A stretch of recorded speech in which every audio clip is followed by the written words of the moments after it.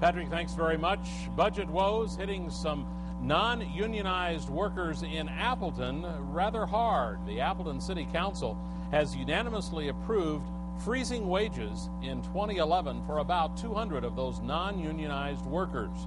The city hopes to save about $400,000 with that freeze. The city could save nearly $4 million, could face a nearly $4 million budget deficit.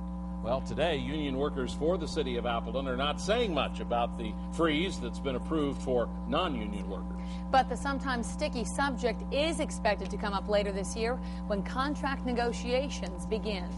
Fox 11's Ryan Dietz has both sides of the negotiating table. The City of Appleton is treading water with its upcoming budget, and it's hoping to find a life vest in the form of 15 unions that represent many of its workers.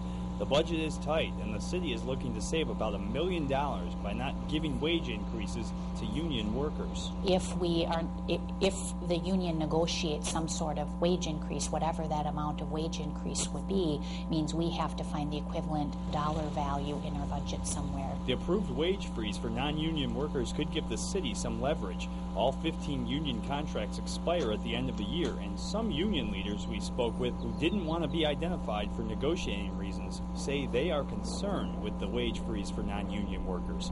But they say the city budget has to be considered. Others say they're willing to help out, to an extent.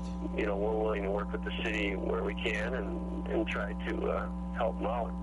But on the other hand, we're not going to balance the city budget on the backs of all the employees either. Neeson hopes the unions see the economic problems the city faces. In fact, I think they will be sympathetic to the city's position here, and I'm confident that the unions will work with us in some fashion to help us get a balanced budget. The city says even if there is no pay increase, it will still be fighting a $2.5 million deficit. Union leaders say they will begin to look at the new contract in September. Ryan Dietz, Fox 11 News. And Neeson says the new union contracts could include lower wages for entry-level workers and different benefits for new workers.